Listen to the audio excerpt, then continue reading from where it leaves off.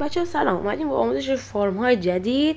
میریم برای شروع بده. بچه شما خودتون همچی چیزی بسازین، میین پشتش چیکار میکنید؟ یه دونه بلاک موقت میزنید به این صورت. یه دونه پله حالا ما میگی بزنید اینجا و اینجا دو تا بلاک بزنید، یکی سمت چپ یکی سمت راستش، و وسطش رو آب بزنید.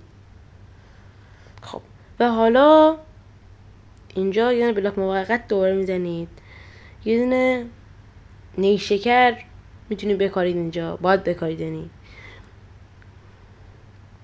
و اینجا حالا یه دونه دوتا رو شما دیدید، استک پیستون و چیز میکارید.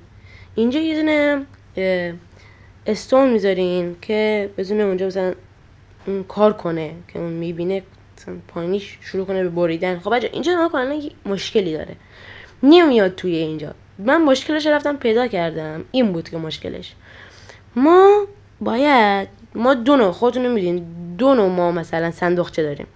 صندوقچه ها رو من یه نوع اشتباهش رو برداشتم و کار اشتباهی که یه نوع میذاشم زیر کل فارمم، ولی گاهاشم بغل فارمم. این و اینجا مشکل من بود چون فارم خودم ساختم. اینجا حالا بالاشو نکن، دقت کنید نمیره این تو، هر چقدر سعی میکنم نمیره. سعی کردم دیگه. خب بچه من اینجا دیگه صحبت نمی کنم، خودتون میتونین ببینید.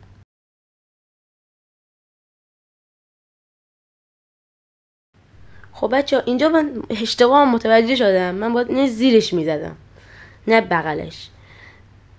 یه بلاک زمین کندم رفتم میکردم. بچه این فارم تموم شد دیگه، یعنی هیچ فارمی دیگه نیست، میمره فارم بعدی. این فارم نیست جز این فارم بچه، فارم دریپ استونه یا به عبارتی قندیل هم میتونیم بهش بگیم. خب بچه این فارم اصلا متفاوت نیست، همونه، فقط جای استیکی پیستون اومده بالا و جای و ابزرور میبریم پایین. اینجا یه دونه بلاک قندیل میذاریم بالا، یعنی یه بلاک از استیکی پیستون میاریم بالاتر، اینجا میذاریم که این بلند شد رسید به پایین، استیکی پیستون رو قطعش کنه.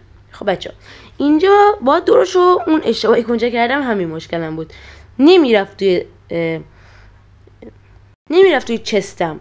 چیکار باید کردم؟ باید دورشو همه شیشه بند میکردم که بره توی چستم، چون پخشش رو دور اطراف. خب بچه اینجا شیشه اضافه ور دارم. خب اینجا دیگه الان تموم شد، در واقع فارم همین بود.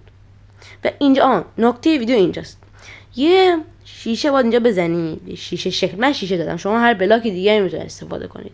من شیشه دادم برای قشنگی که شما بتونید ببینید. وسط این بالا آب میذارید، نکن وسط اون دو تا شیشه باید یه خالی باشه که هوا بره نشون. خب بچه ویدیو تموم شد، لایک و ساب فراموش نشه.